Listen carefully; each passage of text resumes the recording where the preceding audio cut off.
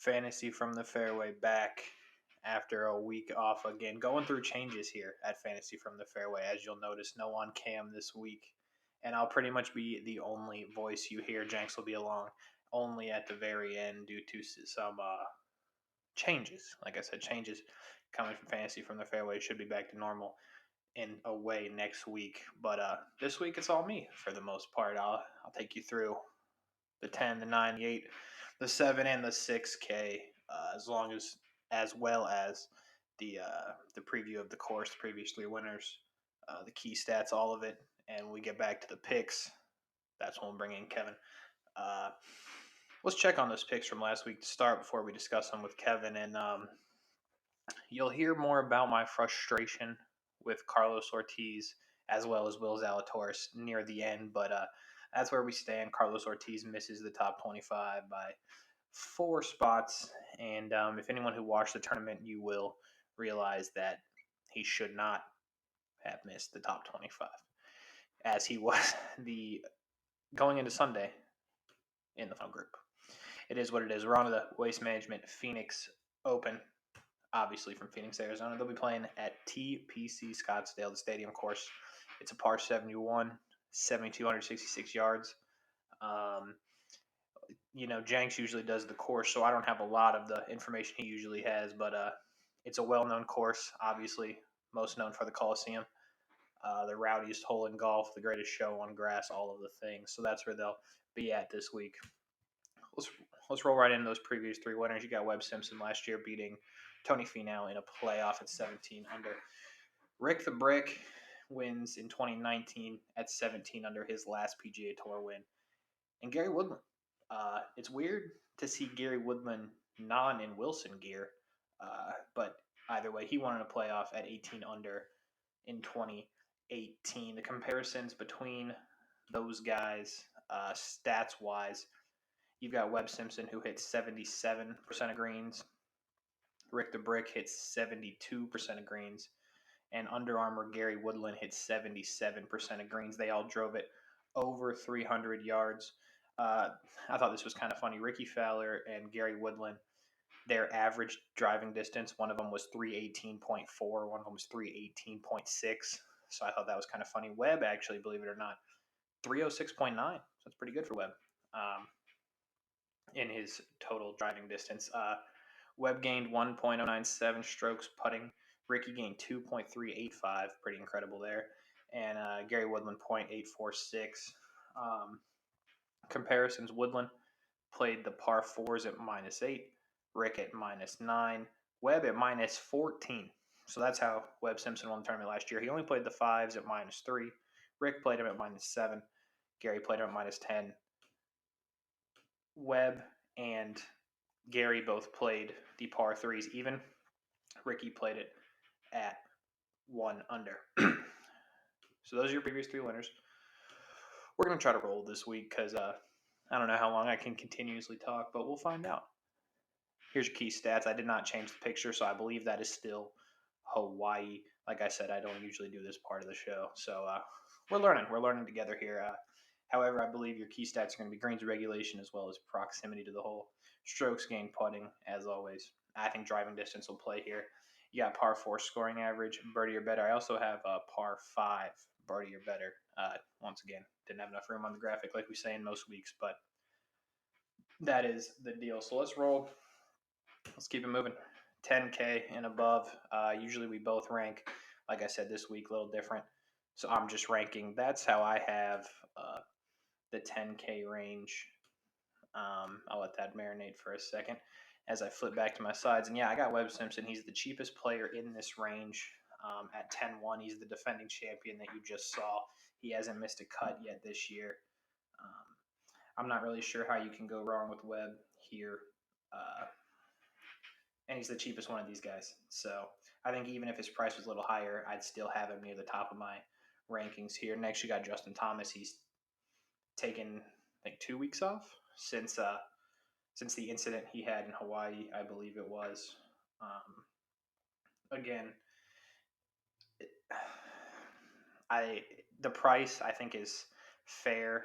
Him not being in the 11K range for me is interesting, but I'll definitely take him anywhere in the 10-8 is fine with me for JT. He's gonna be solid. Xander Schauffele, the surprise of the week last week. He was like 1 of 5 on cuts last week. He finishes in second. Um, that brings his finishes this year up to 5th, 2nd, 17th, 17th, 5th, 2nd. Can't really go wrong here. I'm surprised he's priced more than Xander and Rory, or JT and Rory. It is what it is, though. That's why I like him there. Rory's been interesting. If you saw him last week, I mean, he finished in 16th, so I mean, he played well. The driving distance will obviously play here. He's second or third on tour in that. But what's interesting is if you watched, he did not hit a lot of fairways. I don't think it's going to matter here, but I think it's interesting that he's kind of all over the place with that. His putting's been suspect. I think he'd be better off with the 3 guys I have ahead of him, and John Rahm coming in the bottom. He's the most expensive player.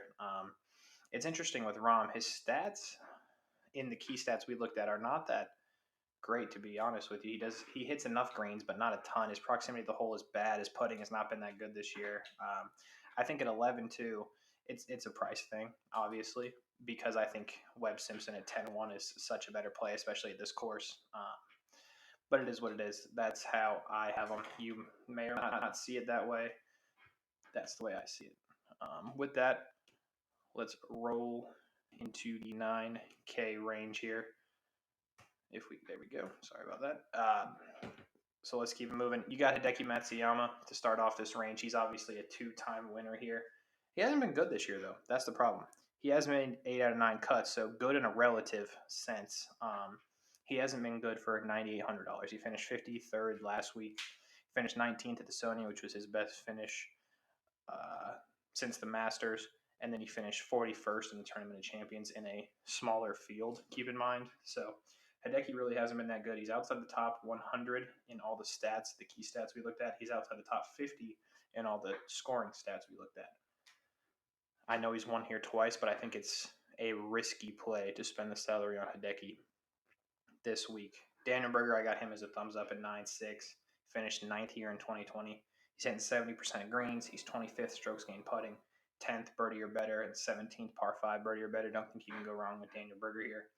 Sung J M, I have him as a here, and it's so weird with Sung J because the stats aren't that good, but he has good finishes. He's made 2 cuts here. He hits enough greens, just under 70%. His putting is mad suspect. I don't. It might be there, it might not, but he's definitely not a good putter. He's 22nd in par 5 birdie or better. This guy's going to make the cut. I just don't know if he's going to pay off at 9,400. That's why I have him as a Harris English at 9,300. Again, I have as a he finished 16th here in 2020, but before that, he doesn't have any good finishes here. 26th in strokes gained putting this year, tied 18th par 4 scoring average, 8th birdie or better, and 11th par 5 birdie or better. He's been good this year. It's just I like him better than like the other guys in this range, Scotty Scheffler, Will Zalatoris, Ryan Palmer, but I like Daniel Berger the best. There's no other way around that. Ryan Palmer at 9.2. I don't love him. I don't and I don't dislike him. I'm not sure how to feel about him. He's having a fantastic year. He finished second last week. Is that right? Yeah. He finished second last week. Doubting my notes here. In his last 4 starts at this event, he was cut 60th, and cut. So this course hasn't been very kind to him in the past. However, he is having a great year. I think you could take a flyer on him, but I won't be doing that. Scotty Scheffler is next. He's bad right now. Back-to-back missed cuts at the American Express and the Farmers Insurance. He shot a 79 on the Friday last week. It's brutal. I'd stay away from Scotty Scheffler. He's not doing it right now. Zalatoris is next. Again, I'm not sure what to do with Zalatoris right at 9. 133rd in par 4 scoring average, 47th in par 5 birdie or better, 84th in total birdie or better. But he has the finishes. So Again, I think it's risky, but seventh last week, 52nd Mayakoba, 16th at Bermuda, 5th at Shriners, 8th at Punta Cana, 6th in the U.S. Open. I mean, he has good finishes. The stats are just kind of weird. I have some beef with Will Zalatoris that I will take up when Kevin joins the program. 8K range. We're rolling through. Starting at the top of the 8K range, you got Louis Oosthuizen, who's 173rd in greens and regulation this year, 200th in proximity to the hole, 104th in par 4 scoring average, 161st in birdie or better, and 136th in par 5 birdie or better. The stats just don't add up for Louis. I'm staying away from him here. Brooks Koepka at 8,800. My only straight bet that hit last week was Brooks Koepka to miss the cut, so I'm glad I did that. However, he has made 3 of 3 cuts at this event. His last was in 2017. He did win this event in 2015. He's 192nd greens in regulation. He's 126th in par 5 birdie or better, which is weird for a guy that hits it as far as he does. I've fallen into this trap before with Brooks.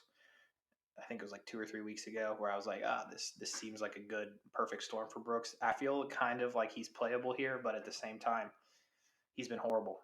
He's made 5 of 8 cuts this year, but he's missed his last 3. He hasn't made the cut since the Masters, so since November. And really, his only 2 good finishes are 5th at the Houston Open and 7th at the Masters. And honestly, the 7th at the Masters was not that impressive. So it's a feel thing. If you really like his game here, you could go for it, I think. But I will not be participating in that. Matt Wolff is next. He withdrew after a bad first round. He says it's because of a wrist injury. It might not be. It might just because he's been playing horrible. But keep that in mind if you are interested in Matt Wolff. He does have an injury right now, apparently. He was cut from this event in 2020. On the tour this year, he's 189th in greens and regulation, 123rd in proximity to the hole, tied 75th in putting, and 153rd in par 4 scoring average. He hasn't been good recently. I picked him at the American Express. He finished in 40th, which for the salary is not good. He obviously, like I said, shot a 78 with Drew the week before, 71st at the Masters. He really hasn't had a good finish since the Shriners, where he finished in 2nd. So I think it's super risky at 8-7 to play Matt Wolff. Ricky Fowler is on my thumbs up as a Here's why. He's made his last 6 cuts here. He obviously won in 2019. He finished 2nd in 2016. He finished 4th in 2017. This guy knows how to play this golf course. But he's been bad this year. He has made his last 2 cuts. He's looking better. He's on the up and up. I think you could take a flyer on Ricky this week, but all it is a flyer. I don't think he's guaranteed to do anything for you, just like Bubba Watson. Bubba's made 12 out of 14 cuts here. He finished 3rd last year, 4th in 2019. But all the key stats that I look at this week, Bubba's not hot in putting, approach. That's not his thing. He is tied 41st in par 5 birdie or better. So it's a feel thing with Bubba. He's playable, and the reason that I have him is because the finishes. He knows how to play this course. Billy Horschel falls into the same thing here. He's 6 of 6, and 6 out of his last 6 cuts made here in Phoenix. So you got that going for you. He hits just under 70% of greens, which should be enough. 54th in putting. He's a good putter. The rest of the stats don't really add up for Billy Horschel. I'd never, ever know what to do with Billy Horschel. And again, this week I kind of feel the same thing. He's got the finishes here, but that's about it. Well, he's got the cuts here. And at 8,400, you're looking for more than a made cut, I would think. But I don't know if you can feel confident enough about that with Billy Horschel this week. Gary Woodland's next, $8,300. He's a former winner. His stats are bad this year. He obviously he made the cut last week, but that's about it. He played well at the American Express in 16th, but before that, 90th, 61st, 78th, 72nd. His best finish was that 16 at the American Express. You could say, hey, he's won here. He's looking better. You could take a flyer. I wouldn't. Russell Henley is really the only player in the 8K range that I like. He's 16th this year, greens regulation, tied 19th in proximity. He's 1st in par 4 scoring average, tied 64th in birdie or better, and he finished 15th here in 2019. He's under the average value. I think you're getting significantly more than a made cut here. This guy could win. I like Russell Henley. Siwoo Kim at 8,100. He obviously wins 2 weeks ago. He gets cut last week. His last starts here have been cut, 62nd, and cut. I don't think there's a reason to play Siwoo, but Siwoo is by far the dude that I have no idea what's going on with. Wrapping up this range at 8 even, you got Brian Harman. Again, I'm not really sure how to feel about Brian Harman. He's had a good year, 9 out of 10 on cuts. He finished 8th at the American Express. That's his best finish of the year. He's tied 58th par 4 scoring average. He's 59th in par 5, birdie or better. And he's made 5 out of his 5 out of 5 of his last cuts at Phoenix Open. So you could take a flyer. I think Russell Henley's your only guaranteed here to play well, but you have the possibility with Ricky and Bubba and Horschel and even Koepka, honestly. 7K, we're rolling. This is usually where you would hear me start taking over. So maybe it's been going smooth. Maybe it hasn't. Hard to tell. You start with Max Homa here in the 7-9 range, and he finished 6th here in 2020. He's jolting up the DraftKings board. He was low 6K just a week ago, or a couple weeks ago. His last 3 starts, 12th, 21st, and 18th on the tour. That's at Mayakoba, the American Express, and the Farmers. Like I said, 6th at the Phoenix Open in 2020. 14th in par 5 birdie or better this year, 68th in total birdie or better. He drives it well over 300 yards. I think he's playable. He's a risk because he was so horrible just recently ago, and all of the stats were horrible.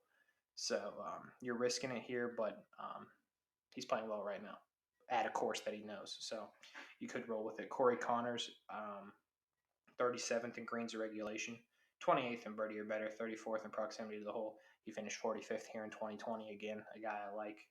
He's a bad putter going in, so hopefully the proximity to the hole stays close. Jason Day. I never liked Jason Day. The stats were bad on Jason Day. I thought last week Jason Day would be better due to his incredible history at Torrey Pines. He was horrible. He got cut after shooting a +4 in the first round. Don't play him here. He's not doing anything good right now. Next, you got Carlos Ortiz. Carlos Ortiz had a good week last week. I just had, I guess, a ton of expectations on him, and he let me down. I'll get to that a little later, but he's still 47th greens and regulation, 65th proximity to the hole, 66th driving distance, tied 24th in par 4 scoring average, 34th in birdie or better, 25th in par 5 birdie or better. He finished 25th here in 2020. He's playing well. I think you got to run Ortiz out there just like Sam Burns again. He's at $7,700. He finished 18th last week. He did have a bad last round, but pretty much everybody besides Patrick Reed did. He missed the cut of the American Express. Those are his last 2 starts. However, again, he's 6th in greens and regulation, 14th in driving distance, 35th proximity to the hole, 18th in par 4 scoring average, 25th birdie or better, 26th par 5 birdie or better. At some point, Sam Burns is going to win, and it could be this week. But with that being said, he has missed his only 2 cuts here ever, so keep that in mind. But he's playing well. It's going to go a little quicker now because when you got to run down every person, you can't pull every stat. But just trust me on this. Kuchar's no. Cam Champ hits it far, but he's a horrible putter.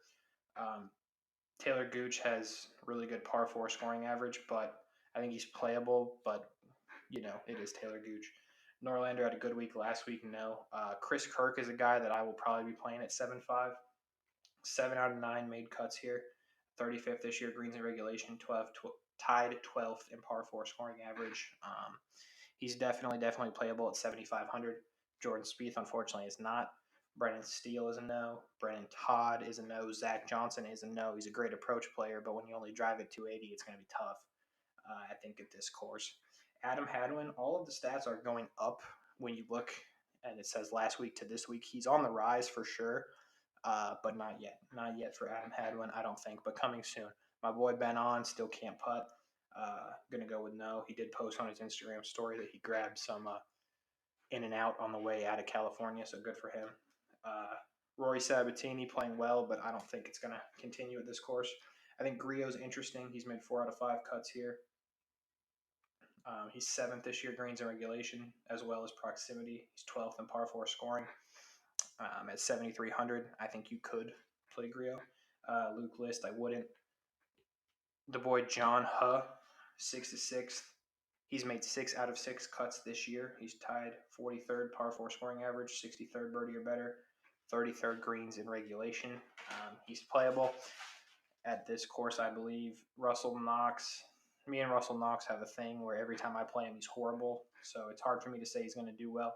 He's playable, though. He's 5th in greens in regulation, 21st proximity, 35th in par 4 scoring average. I think he could give you some value at $7,200. Michael Thompson, it's going to be no. Sepp Straka, the scoring stats are good that we looked at. He was cut here last year, though, but I think he is playable.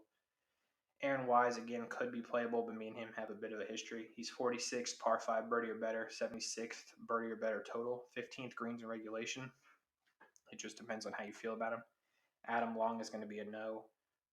Wyndham Clark, who I told you to play last week, coming off a 32nd finish, is 70th greens in regulation, 4th in driving distance, tied 58th in par 4 scoring average, tied 43rd at birdie or better, tied 60 par 5 birdie or better.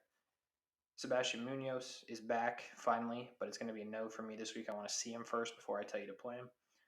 Van Rooyen, it's at 7 even. It's going to be a no. He missed the cut last week. He's only made 1 of his last 4. He hasn't been looking that good. Charlie Hoffman has made 10 out of 14 cuts here at $7,000. He is a waste management. Not smart, I guess. He wears a lot of waste management stuff. I can't think of what that is called at the moment. I think he is playable here, as well as Martin Laird. Patton Kizzire makes the bottom of the graphic. Tied 24th in par 4 scoring average, tied 26th birdie or better, 45th in par 5 birdie or better, and 22nd in putting.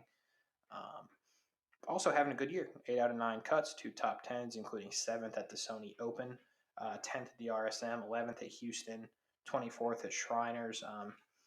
His last start was 53rd at the American Express. He has not missed a cut since the Safeway. So you can definitely roll with Patton Kizzire at 7,000. It seems like a bit of a steal. And per the usual, Ches Reavie is a no.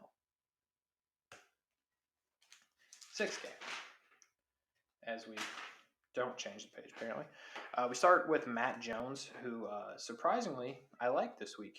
5 out of 6 made cuts here. He's made 7 straight cuts this season, 8 out of 10 total. So he's on a good run. And he's inside the top 100 on 5 of the key stats we looked at. I don't have good handwriting, so I was trying to read that. But that with Matt Jones, definitely playable. I have him in my lineup already. Poston, Fratelli are both no's at the 6'9". Tringale has good stats that you would think, but he's missed 5 straight cuts here.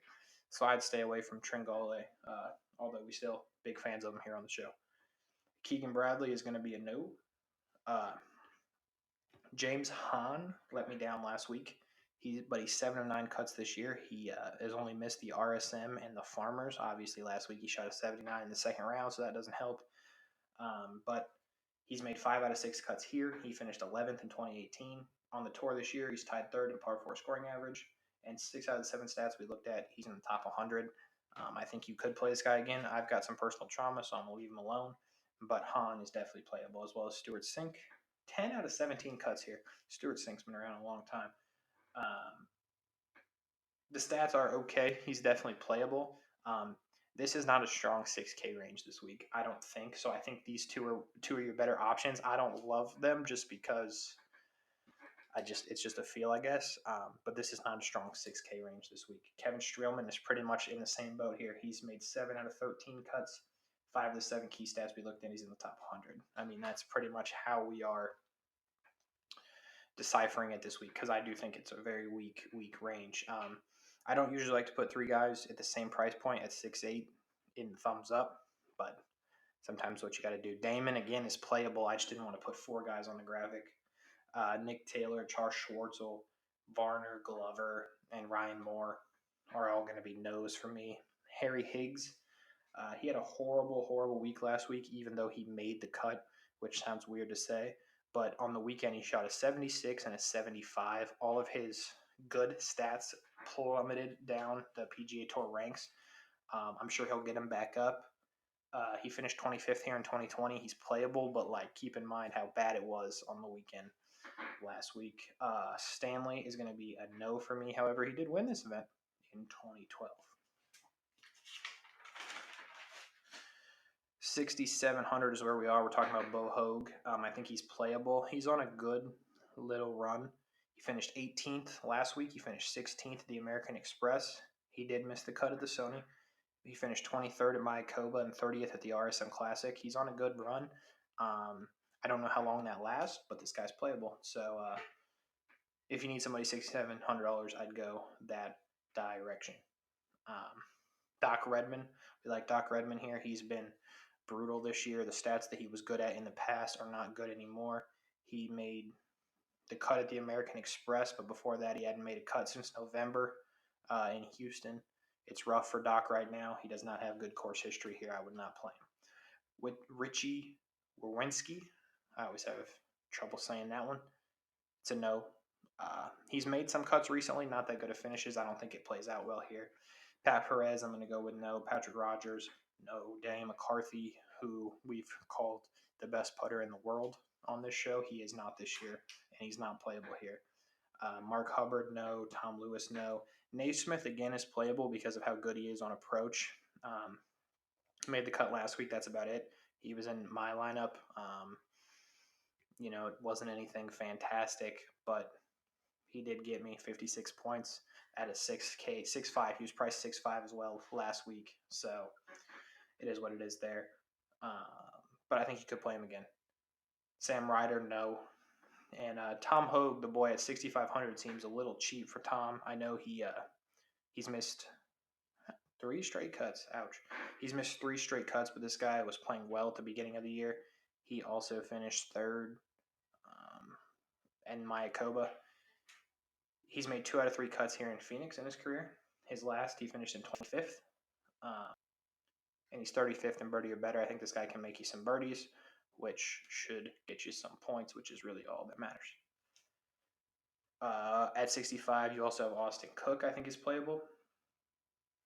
He's 2nd in par 4 scoring average, 23rd in putting, 25th in proximity to the hole. He doesn't drive it that far, but I think this guy could get you a made cut 6 out of 8 this year. He hasn't missed a cut since the RSM Classic, which was surprising. But you throw the RSM Classic out, he hasn't missed one since Sanderson. He finished 2nd at Shriners, 24th at the Houston Open, which was a difficult course. I think he's playable for sure. CT Pan, Scott Stallings are both going to be no's for me, wrapping up the top of the 6K. Rolling to the 6.4, you got one. I usually leave you with one guy. I think if you had to play in this range, who would be your best option? The $6,400 range is crap. It is horrible this week. I put craptastic. That is not a player. That is indeed what I think of this range. I would not play anybody in the 6.4 range under any circumstances at this time. Bo Hostler, I'd play in the 63 range. He's made 3 out of 3 cuts here. 95th birdie or better this year. 87th par 4 scoring average. 46th in driving distance and 35th putting. 6,300, especially with the horrible 6,400 range. I think that's what you got to do. The boy Bobby Streb at 6,200. Love me some Bobby Streb. Here's the thing. The stats aren't great. I don't think he's ever made a cut here. 58th in putting. 91st birdie or better, 83rd greens in regulation, 48th par 5 birdie or better. This is a $6,200 golfer, keep in mind. However, he averages 66.1 DraftKings points per event. That's over 15 more points than anybody else in the range. So I think old Bobby's your best chance for a made cut. Bryce Garnett at $6,100 is weird because this guy's been a 7K golfer before. Now I know that doesn't really mean much, but before as in recently.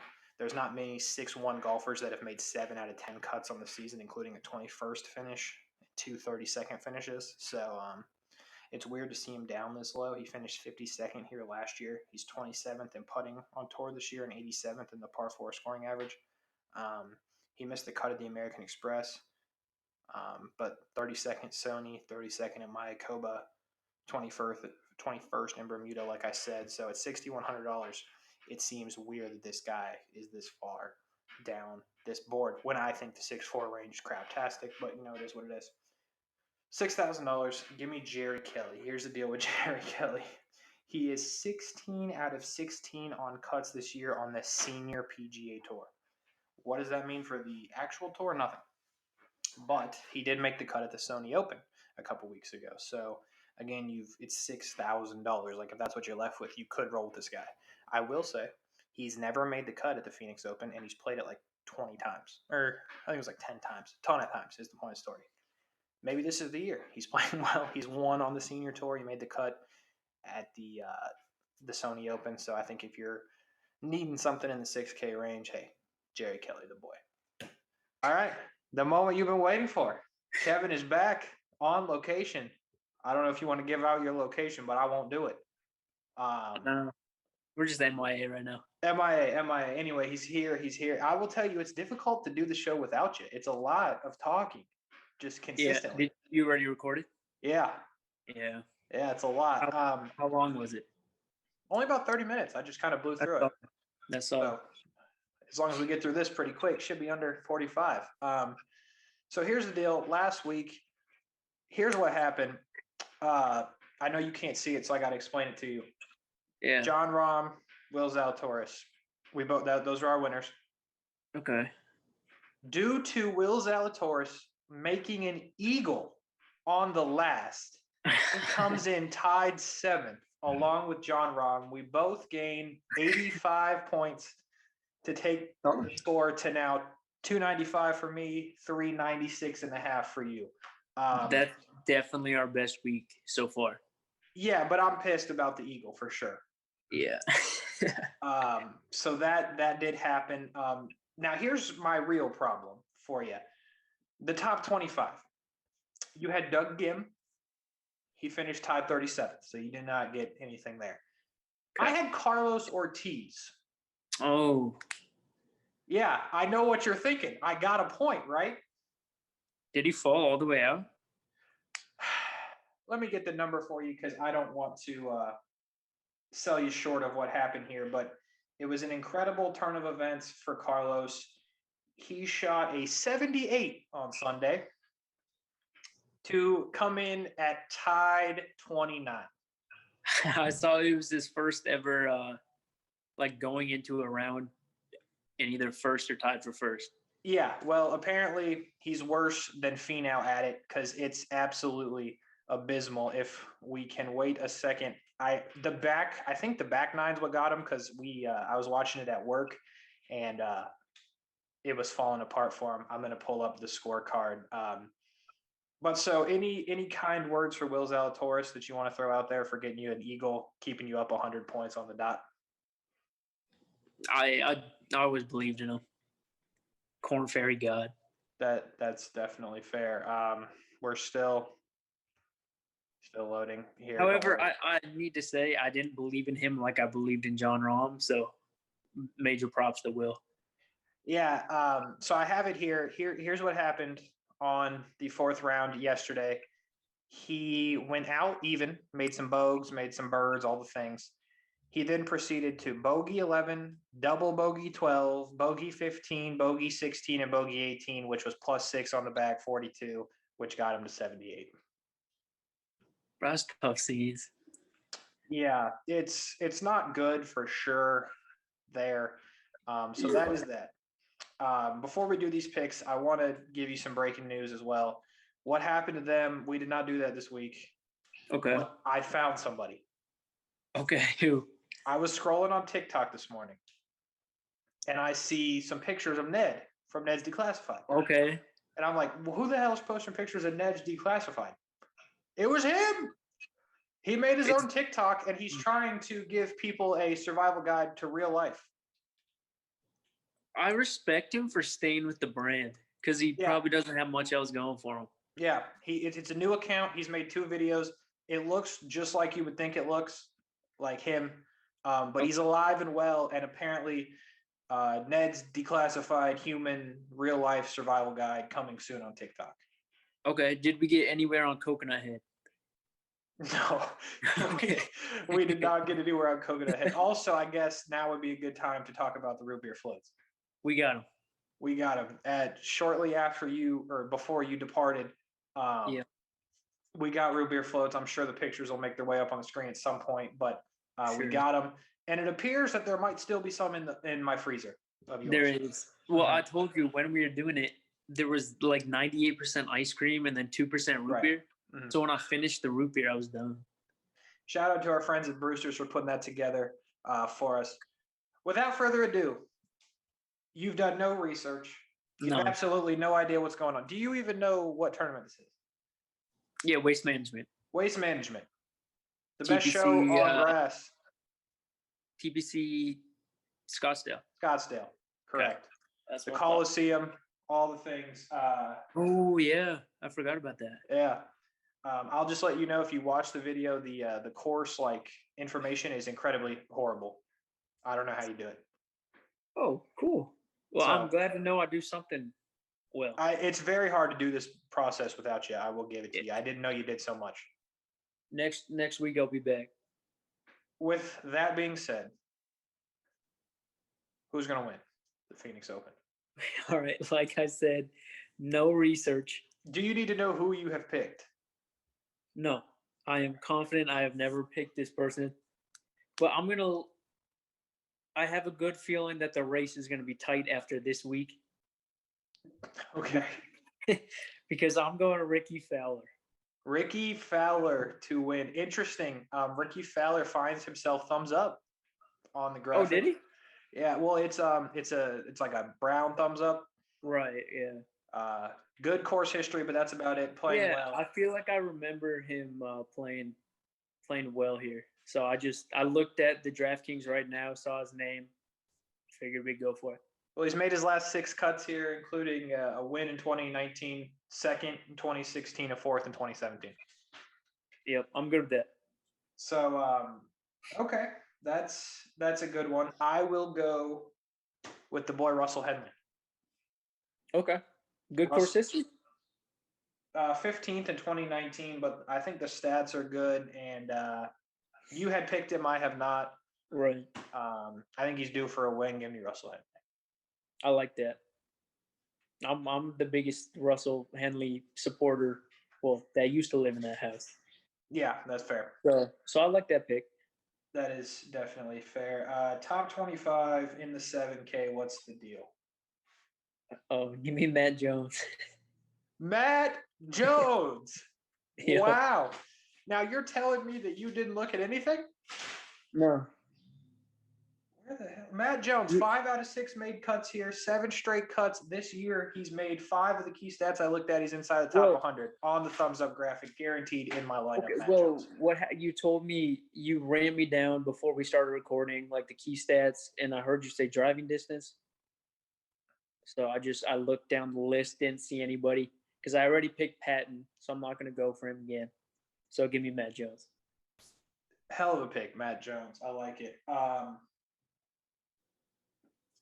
This is an interesting one. Give me Chris Kirk here for a top 25. I wanted to pick him like 2 weeks ago. Yeah, he's made he's 7 out of 9 total cuts here. Hits the greens, scores well on the par 4s. I think Chris Kirk could get it done. Good, hell of a job, Matt Jones, Ricky Fowler. I was big on Matt Jones. You'll hear it if you watch, but I was big on Matt Jones. I guarantee you, I will not be happy next week talking about Ricky. Probably not. But that's all right. And I also want somebody to make their first. We had Blue have an appearance on the show, so Maddie's gonna make her first appearance on the show. There's Maddie. Maddie is asleep. She's very tired. She's had a busy day. Long day. Long day. Well, we did it. How about that? Well, you did it. Yeah. I said I picked 2 players in 20 seconds. Yeah. Well, Turns out it might work out. It might. You took the time to turn your camera on. We appreciate it. Well, people. You know what's nice? This week I can be a fan of Fantasy from the Fairway. Like I'm gonna watch the video so I can see if my lineup's all right. It's probably not going to be that interesting because I was just talking and talking and talking and talking. I can watch it from like a fan, not a fan. We don't have fans. Just a viewer perspective. Yeah. Also, you might want to let your mom know that you're not in this one. So don't waste your time watching it. All right, cool. I'll definitely let her know. All right, man. Well, have a good week. We'll talk to you next week, hopefully in a little better capacity than the Zoom meeting. But hopefully, see what happens. We'll figure it out. All right, bro. Best of luck. We'll talk next week, and Go Ricky Fowler, I guess. Go Ricky Fowler.